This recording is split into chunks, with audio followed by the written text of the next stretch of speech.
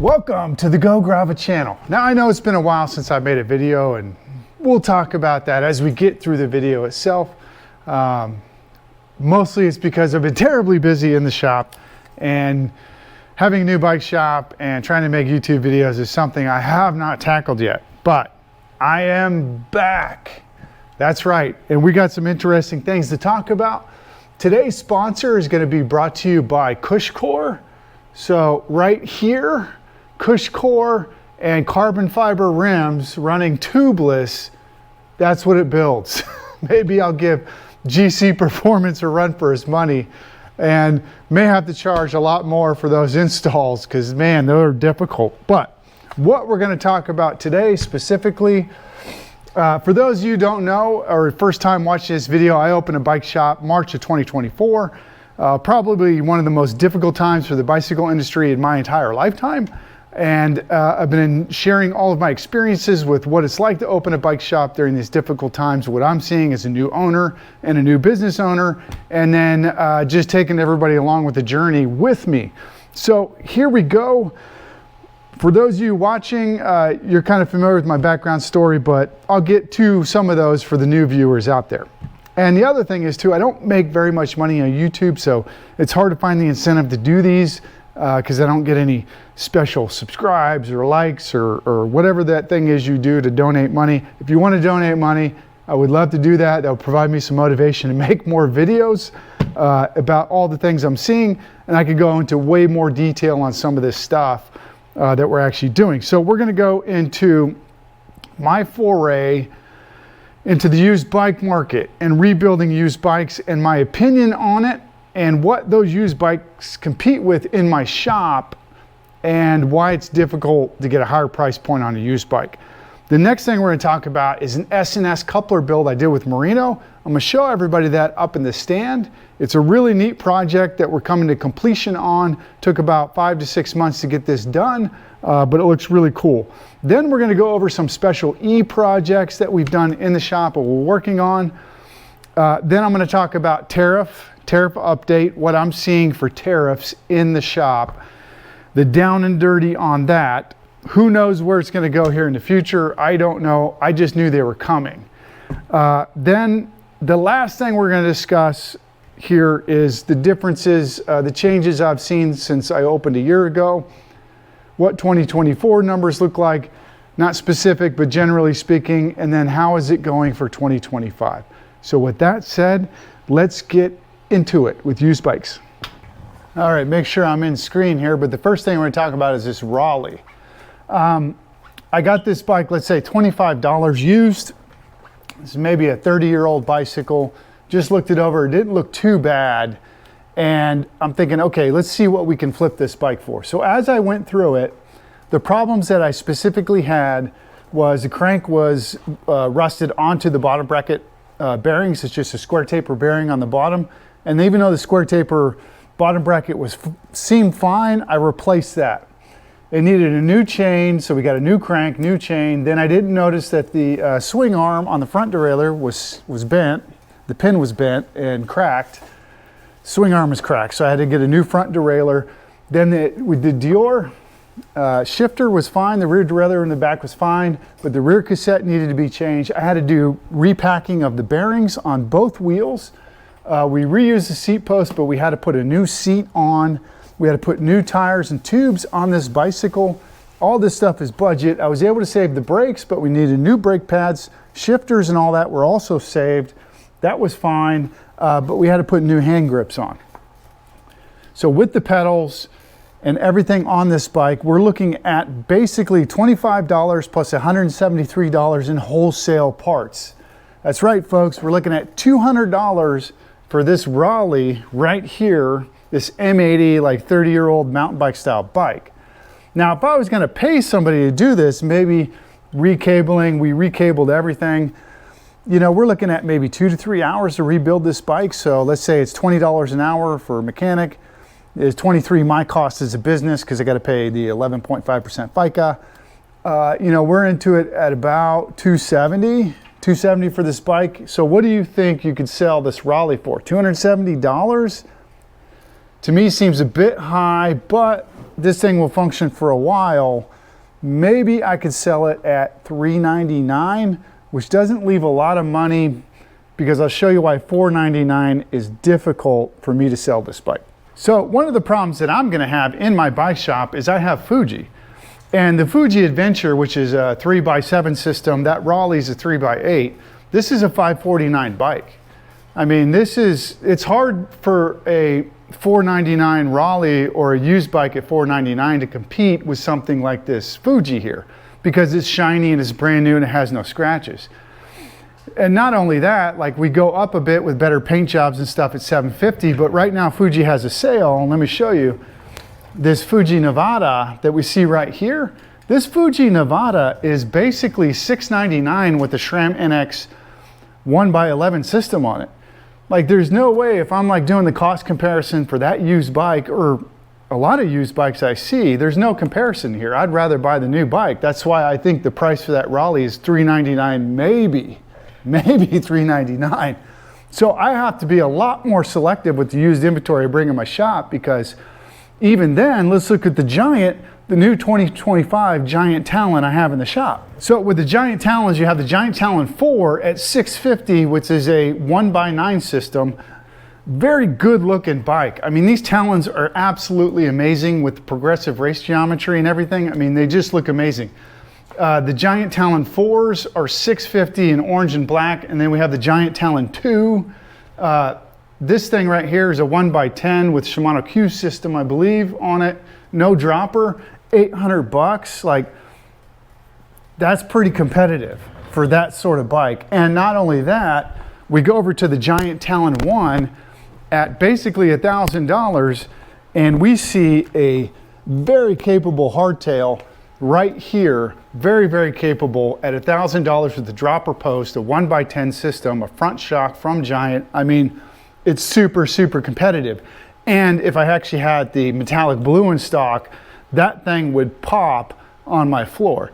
So for me, with these prices in my store, it's hard to sell used, and I really have to be selective about the used bikes I'd bring in, especially things that are over 20 years old, because I can't confidently push that out the door without replacing the bottom bracket, without redoing all the bearings and the wheels and things like that. Of course, it needs new rubber and things like that, new chain, but it does get quite expensive. So let's move on to the next topic. So the next thing we've been working on is a custom build with Marino bicycles. This is an S&S Coupler Build, which allows you to pretty much fold the bike, disconnect the bike at the down tube and top tube, fold it in half for traveling. And it's really amazing. Let me do some close ins of this S&S Coupler Build. We're about 5 months into this custom job with Marino out of Lima, Peru, and you got to take a look at this. So basically we have our couplers right here, and these just twist open. And from that, you can disconnect the whole frame at this point and this point, which make it really fantastic to travel with. And so the paint job is pretty darn good. We got our co-sponsored Grava logo. We're just running mechanical disc brakes, Velocity USA wheels, got some fenders on it. This individual's got his Brooks saddle. We got a Redshift Sport, little cushy seat right up here. And then we're running a Gates belt drive system right there, beautifully aligned. I mean, this is actually a beautiful bike with the Shimano internal 11-speed shifter, all connected and hooked up and almost ready to go. Now, I would have loved to do a video about building this and all the processes and stuff, but we've just been so busy, which again, I'm gonna get to at the end of the video. But yeah, this is an amazing build we did. It's this S&S Coupler Build, all custom. We got Ritchie quick disconnects here. And for this individual, I'll be making a video on how to disconnect everything, fold it out, put it on YouTube for everybody to watch, how we pack it into a bag. I think the fenders are gonna have to come off for that though, because I think the fenders are a bit too much as far as fitting this into a bag that could be transported by airplane. But we'll do that, how to wrap it, how to pack it, and all those things. So, brings me to my next topic. So the next topic brings me to the back of the store where I have this GoTrax scooter that I've been riding personally the last 2 months. And this GoTrax scooter is a beefy thing. Let me show you. So here it is, the GoTrax scooter. This is dual 600 watt motor with full suspension on it, big large platform, suspension in the back. We got mechanical disc brakes and our display screen up top. And this is an E-modification that we did in the shop. Basically, I took a GX2 960 watt hour battery for the scooter, pulled out the 700 watt hour battery and extended the range. Now this thing can go 30 miles per hour for about 15 miles. And it is very, very fun to ride on. And not only that, we got another project with the GX2 GoTrax scooter that we're gonna do, and I'll show you that. So excuse the mess here, but we are also a scooter shop and doing some custom work too, but that's a GX2 you're looking at right there.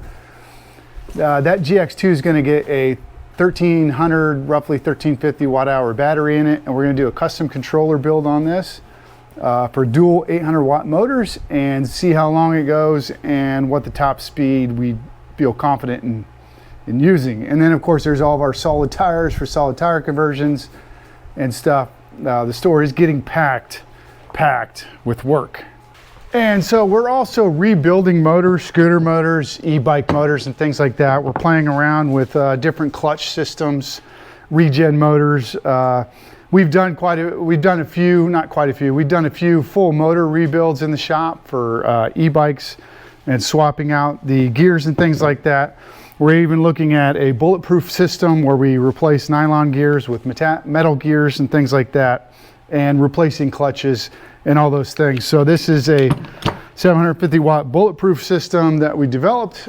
Still needs to be tested, but it has all metal gears inside. Instead of these nylon gears, it can get kind of run down by these bigger motors.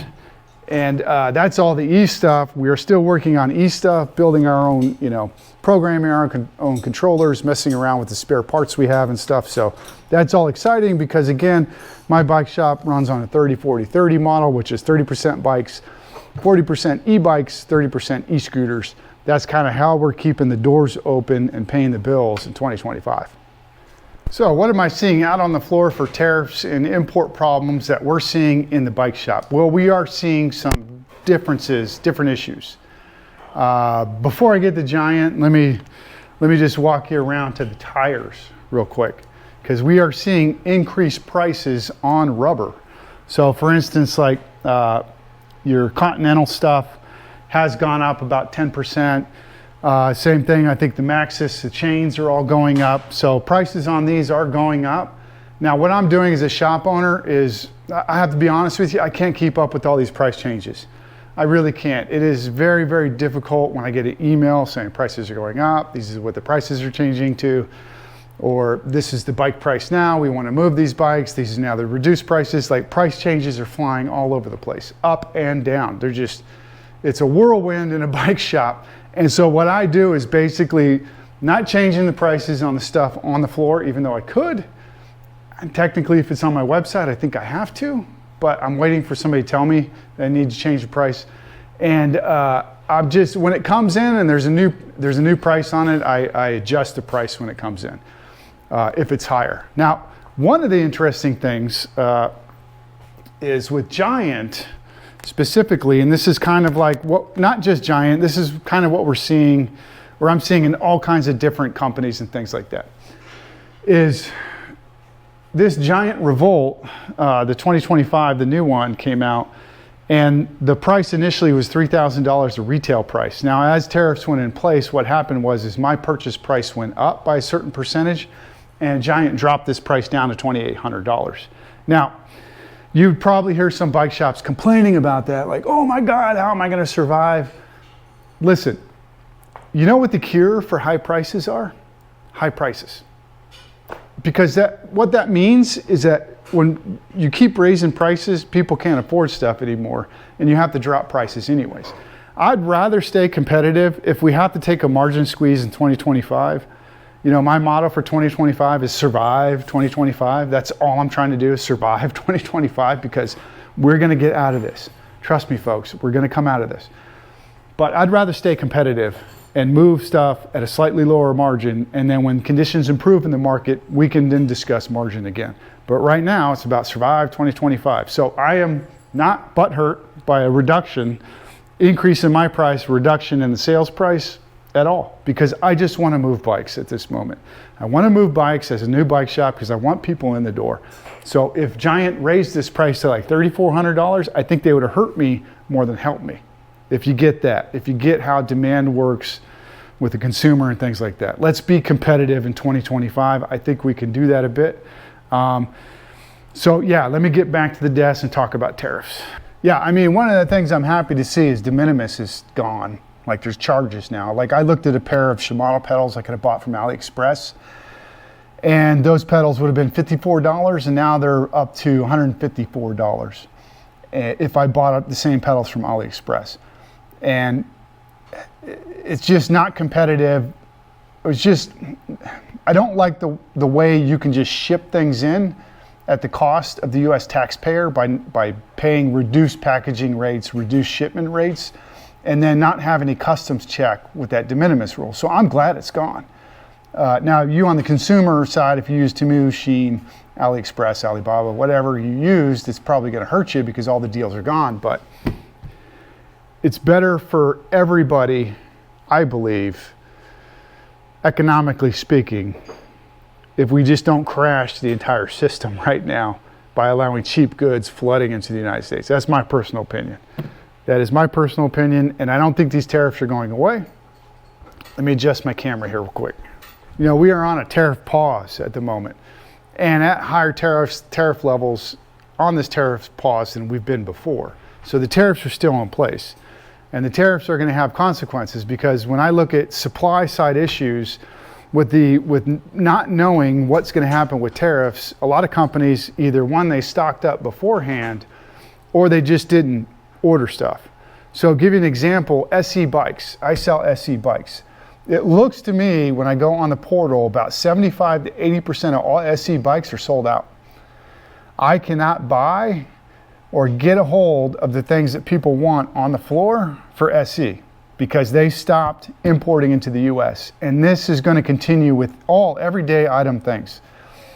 Those everyday things that you use or you're used to buying, we are going to go through what I call an air pocket of supply. Now, none of this is permanent. There's just going to be an air pocket of where you just can't get everything you want because some companies held off because they don't want to pay the 145 tariff. We probably will come out of that air pocket in the fall. To some extent, maybe we'll normalize, maybe an agreement's made, maybe the economy crashes, an agreement has to be made, but we'll see what happens on tariffs. But I am just, again, survive 2025. I'm not getting too wrapped up in this stuff. I'm just trying to provide the best service possible to my community and get as engaged as I can as a new business. So what are we seeing 2024 versus 2025 for my bike shop and the personal problems that I've gone through as a new business owner? Let's get into that. Hopefully this lighting is good, but 2024 was a difficult time, probably the most difficult time ever to start a new brand in a bike business. I know exactly what a 1,500 square foot retail space should make. Thankfully, there's some, Aaron crashed some supplies we had in the back, but hopefully, so I know what a store of this size should make throughout a year.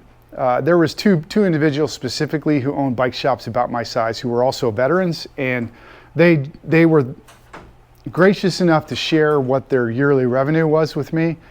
And so what they shared is what I thought, generally speaking, when I did my pre-planning for opening the bike shop. And in 2024, I did about 20 gross sales, 20% of what that number should have been. That's how bad 2024 was. Not only that, when you have a retail store, you need to sell product. And you need to move through about 2.5 times the product you have on your floor to be a successful retail store. So in 2024, I moved 0.5. 0.5 of the product on my floor is what I moved through the store. Now, what does it look like for 2025? So 2025, we're doing much better. March 1st came, tremendously busy with repair work. I mean, we're doing 100 repairs a month. Like, it is constant flow between e-scooters, e-bikes, and bicycles. A lot of the bike work I'm doing is really just taking 3-4-year-old bikes and then we're doing mostly conversions. I see a lot of stuff with people 1x11 systems, and we're doing conversions where those older 1x11s were like 42 tooth in the back, and we're either doing a 46 tooth conversion in the back with a Shimano XT derailleur, or we're going to the Dior derailleur and we're going up to 51 tooth, as long as, you know, we're dealing with GRX shifters and stuff like that on the 11 speed. So I'm doing a lot of bike repair and bike rebuilds, but I'm not doing a lot of bike sales. So bike sales, I'd say we're probably going to hit 1.5 to 1.8 inventory turn in 2025. I don't have a lot of confidence in the economy through the summer. We'll see what happens, but I don't think I'm going to hit that 2.5 this year. But because maintenance is so high and we're doing a great job turning bikes around 48 to 72 hours, we're doing on-the-spot repairs. Some of these e-bike people are using it to commute to work, and so we're actually like servicing stuff on the floor right away, on demand. We've got this down so good now with the e-bike stuff. You could send me any crap Amazon e-bike and we can fix it. We can fix almost anything now because we've invested a year of our time into this.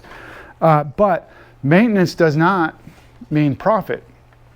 A lot of people say maybe bike shops become just maintenance shops, but let's talk about that. So let's say we do something like 100 repairs a month, right? Average repair value in the shop is $175. Now, I may even have to raise prices a bit. I did my first price increase and now I only have maybe a 5% refusal rate. That's how I gauge pricing in my bike shop, is through a refusal rate. Pretty much you raise prices till you hit equilibrium. When there's enough people saying no, that's too much money, then you say, okay, we got to bring our prices back down in the maintenance shop, or everybody says yes. Like in 2024, I said yes to everybody. I let people haggle me down. I took that abuse, took that punishment. I say $60 for this. They say, what about $30? I said, fine, bring it in, $30. But we're at a point now where we're so busy, I don't have to do that anymore. I don't have to take all of that stuff and all of that haggling anymore. The price is kind of the price in the bike shop. Okay, I had to do a quick battery change. Let me adjust the camera here. So getting back to what I was saying here, the maintenance side, let's just take a look at 100 repairs. At $175 average, this means it's $17,500 in gross sales. Now there is better margin on labor when you're working on bikes, especially when the owner's working on bikes too and doing everything.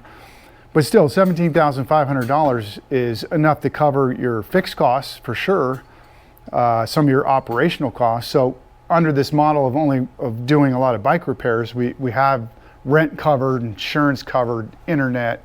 I mean, there's all these expenses in your fixed cost category for running a retail store that add up. And then the parts you're operating on a margin, it's not all profit. And then you could maybe afford to pay one person a minimum wage salary at best if you're only doing bike repair work. So sales are a crucial part of the cash flow in the operations of a bike store. And so to dismiss what's happening on the floor, I think would be a mistake. Or to say something like, well, you know, the new business model for a bike shop is doing repairs and not selling because everybody's going to buy things online. Well, if that's the case, then I got to raise my prices for service work significantly, or I got to reduce my operational costs and my fixed costs significantly in order to turn a profit. Otherwise, I've just created a business where I can work a $19 an hour job. And that's kind of not what I'm going for. I have other plans in 2025 and 2026. As I'm seeing things improving, we will probably hit 75% of that total number I was talking about that we got to hit as a bike shop to what I consider to be profitable. Maintenance wise, we're hitting home runs, but there is a slowing in purchasing of new bikes. It is very, very sluggish right now. And so the other thing I've done too is as I've worked with a couple of bike companies and we've taken a couple of lines of credit, very small lines of credit, and put some inventory on the floor and see how I can manage the lines of credit and stuff like that. Not very comfortable with it, but in the beginning you're kind of forced to somewhat take lines of credit with the bank or with the bike company to get inventory on the floor so you can move it. But with those lines of credit, like with any business, like a car lot or a car business or anything, you have to move inventory. Because if you're not moving inventory, it's just cash sitting on your floor and your fixed costs and operational costs are going to reduce the value of that product over time. So hopefully things start picking up with on-store, in-floor sales. I mean, we're moving bikes. I moved more bikes between January 1st to now than I did the entirety of last year, so I'm very hopeful, but it's not to the level and to the degree that I think it should be. So yeah, so let's go into the personal stuff. When you start a business and do anything difficult in life, you're going to be challenged. And I've had quite a few challenges in starting the business. Most of them doing mental gymnastics and jumping through mental hoops, I call them, in that first year, as you convince yourself you're doing the right thing, but you're not seeing it in the numbers. On the personal side, it's been very difficult also. Mostly transportation issues. All of you know I drive a 1992 Ford F-250. About 6 months ago, I got a nail in the tire. I needed to change the tires anyways. Well, due to inflation and prices increasing, it was like $1,000 to change my tires on my truck. Then in February, my brakes went out, the master cylinder on the brakes. So I'm driving down the freeway, full push to the floor, barely stopping. So that was another $1,000 in replacing the brakes on my truck. And then 2 months ago, the transmission went out in my truck, and I didn't have the $5,000 needed to replace the transmission because all of my money was pretty much put into the bike shop. And so I have now got to the point where I have enough money to replace the transmission. So hopefully in 2 weeks, I'll have a vehicle again. But in these past 2 months, I have been riding my bike or riding that e-scooter the 5.5 to 5.7 miles home and back to work in the cold, the wind, in the rain, in all of it, in all the conditions. And I've been running to the bank with it. I've been doing all my stuff on a bicycle or e-scooter, and it has been somewhat difficult. But anytime you do things that are difficult, you're going to be tested, what I believe is tested by the universe by them, and you just got to get through it, because this too shall pass. For most, you would never know you're in a good time if you didn't have bad times. You would never know that there's good luck unless you had bad luck. That's my philosophy on things. There's always ups and downs in whatever you do.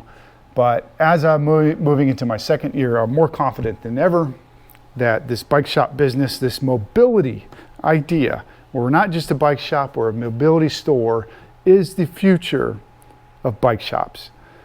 It is the absolute future. I have a few more tweaks to do with this. I'm managing marketing, the online store, the accounting, the taxes, all of this stuff I'm managing, working 70 hours a week. And then the last thing on the personal side is, since middle of March, I've been working 7 days a week in the store. We are open 7 days a week. With the exception of Easter, Memorial Day, maybe Labor Day, we are pushing 7 days a week. And I think it's critical in the second year that I push to working 7 days a week. And don't worry, I know some of you are probably thinking right now, oh my God, that's awful. How could you do that? I've done it before. I think my streak is I worked 8 months for 7 days straight once, or I worked 7 days straight for 8 months once. And I've done it. I know what it takes to work those hours, to not take any time off, 70 to 80 hours a week. You can do it. There are some consequences to that. You get a bit of burnout. You hit highs and lows during those periods. You do have to plan in a recovery afterwards so you don't lose your mind. But there is no way that I could, and it's hard to express, but let's imagine a scenario where the bike shop didn't work out and I was doing traditional bike shop hours, being closed Sunday and Monday, and then this bike shop did go bankrupt. I know that 6 months later or a year later, I would ask myself inside, well, Aaron, what if you were open 7 days a week? What if you just worked 7 days a week? That's the dilemma I'm at. So we are going to push. We are seeing great results with this push, because every day another bike shop's closed is the day that bike shop's customer comes in my doors. And yeah, we're pushing hard. And I may stop around mid-October during the time change. May pick a day to close, but yeah, we're gonna keep pushing as hard as we possibly can, because that's what it takes to create a successful business. So with that said, folks, that's it. If you'd love to donate, you know, give me some motivation to do some more videos. I am absolutely swamped, but you know, if I know there's people paying me money to make videos, I am more motivated to do it. In the meantime, I'll use that extra time to spend with my kids when I have it, and help the customers out in the store. But if people can motivate me through YouTube somehow, you know, super thanks me or something like that, send some revenue my way, you know, I'd be able to produce higher quality videos and do more in this beginner's experience of a bike shop. So thanks for listening. I know this is a long video. It's been a month and a half maybe since I made a video, but until I make the next video,